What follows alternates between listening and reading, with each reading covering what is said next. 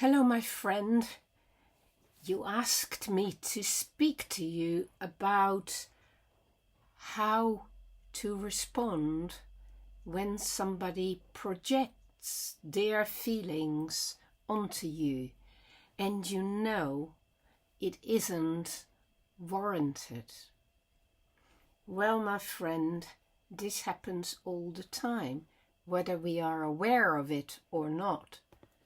We constantly imagine that other people feel the same, think the same, and have the same objectives as we do. We all do this. It's not projection.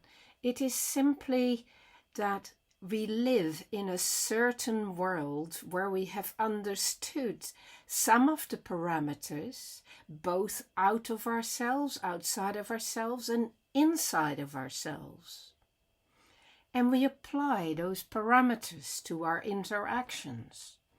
And that's always limited, and it's always tinted. We are biased. We come to the situation with a whole slew of assumptions about the world. And so we can only interact with other people from that perspective and from those assumptions. And so we're all doing it. So it's not just some annoying person doing it to you. You're doing it to them as well. And the trick is to begin to take some awareness of that. And obviously, one of the things is to realize how other people compute you or what they make of you, and how that tells you more about them than about yourself. But it is also important for you to take awareness of what you think about other people and their actions and their ways of being, which are not really how they are, but are largely telling you something about your perspective on the world and what you see and what you focus on and what is attractive to you and what isn't attractive to you.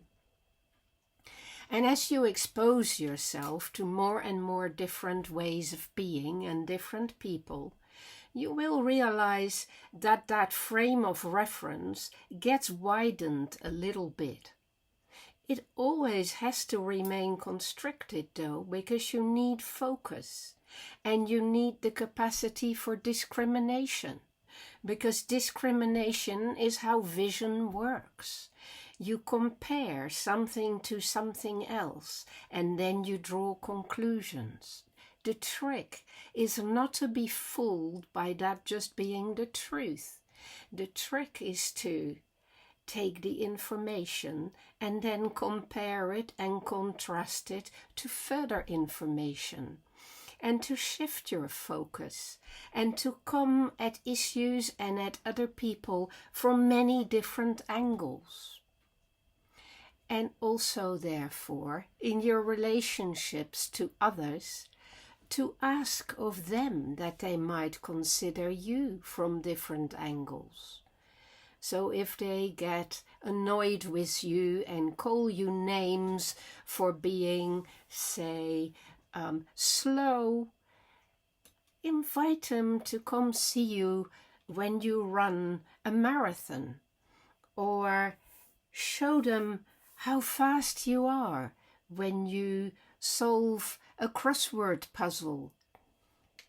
The thing is that they will have seen you in a certain context, and there is something about the way you do things that irks them, because there is some problem they're trying to work out, and they're perceiving you as a reminder of this problem, and so they really find it difficult to accept you for the way you are. So people's reactions to you are often based in their own problems. Your reactions to other people are also often based in your limitations, your bias, your focus.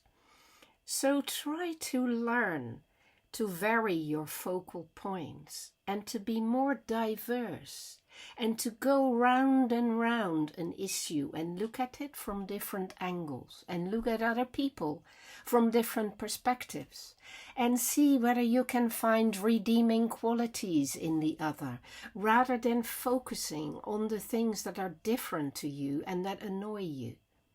And when other people pin you down for something they don't like, it's probably really their problem, although often there are connections, so they may have pinpointed something about you that you might want to think about, but you don't have to take on board their particular interpretation of what that means, because that is likely to be quite blinded by their own perspective and their own blindfold and their own blinkers. So, all of this is to say, projection is just the beginning, my friend. Phenomenological misperceptions are what make life possible.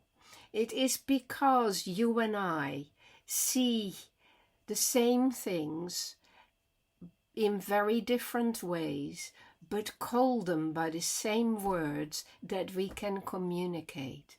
We all live with different experiences, and yet we're trying to communicate and come together and learn from each other. Seek the learning. What can you learn from your friends' misapprehensions and misinterpretations of who you are and how you feel and how you behave? And start to open your heart to them instead of feeling reciprocally annoyed with them for being so projective about it all. It is all about creating more openness between us, and with that, more understanding and greater tolerance, my friend. But it doesn't stop you from wanting to understand what it is specifically that is going on between you. And that might take a long time, but it's an interesting project to find out. What do they believe? What do they see? What do you believe? What do you see and feel? See whether you can come together in a different place than where you are now, without all that hostility, without all that fear, my friend. Be good to each other. Take care. I hope this helps a little bit. I hope it does.